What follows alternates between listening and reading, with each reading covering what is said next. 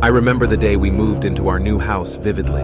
The place had an eerie charm to it, like it held secrets waiting to be uncovered. As we settled in, we stumbled upon a hidden door in the attic, concealed beneath layers of dust and forgotten memories. Curiosity consumed me, and I couldn't resist exploring what lay beyond. Upon entering the attic, a musty smell filled my nostrils, as if the air itself held ancient secrets.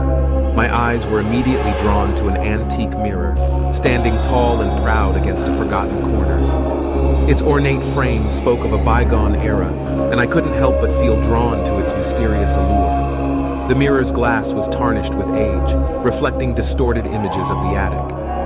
I couldn't tear my gaze away from it, as if it held a mesmerizing power over me. I reached out and hesitantly touched the surface, sending a shiver down my spine.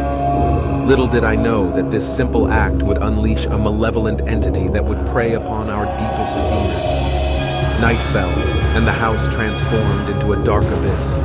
Shadows danced menacingly on the walls as the mirror's reflection grew more sinister. I woke up to the sound of muffled whispers, barely audible but unmistakably present.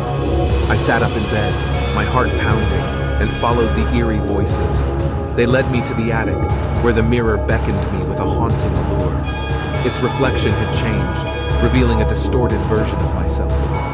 The face that stared back at me was twisted with malevolence, eyes filled with darkness that seemed to consume all light. Fear gripped me, but a strange fascination kept me rooted to the spot. As the days turned into weeks, the mirror's influence spread like a venomous infection throughout our lives. My family began to change, plagued by nightmarish visions and crippling paranoia. The once peaceful home became a battlefield of twisted realities and fractured minds. My wife, Emily, was the first to succumb to the mirror's torment. She grew distant and spent hours locked in the attic, whispering to herself. Her once vibrant laughter was replaced by haunting sobs that echoed through the halls. I tried to reason with her, but her words became nonsensical, a disjointed puzzle I couldn't solve. Our children, Sarah and Michael, were not spared from the mirror's wrath either. Sarah's innocent giggles were replaced by terrified screams in the dead of night. She would wake up, drenched in sweat, claiming to have seen her own reflection pulling her into a dark abyss. Michael, on the other hand, became consumed by his own fears, unable to step away from the mirror's influence. As the mirror's power grew, it fed off our deepest fears and insecurities. It manifested them into grotesque shapes and whispered cruel taunts into our ears. It reveled in our agony, relishing in the chaos it had created. We were trapped, prisoners in our own home, tormented by an entity we couldn't escape. Desperation consumed me, and I became obsessed with finding a way to break free from the mirror's clutches. Hours turned into days as I delved into ancient texts and sought the help of paranormal experts.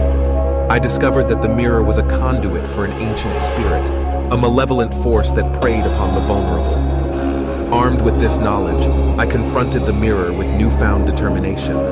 I stared into its reflection, refusing to let it feed off my fear any longer. The face staring back at me contorted in fury, its grip on reality slipping away. With every ounce of strength I could muster, I smashed the mirror into 1,000 shards, shattering its hold over our lives. As the glass shattered, a wave of relief washed over me. The attic fell silent, the whispers fading into oblivion. The darkness that plagued our home dissipated, leaving behind a newfound sense of peace. But the scars remain, etched deep within our souls. We still carry the weight of those haunting memories, forever changed by the mirror's malevolence. We learned the hard way that some secrets are best left undisturbed, and some reflections are better left unseen.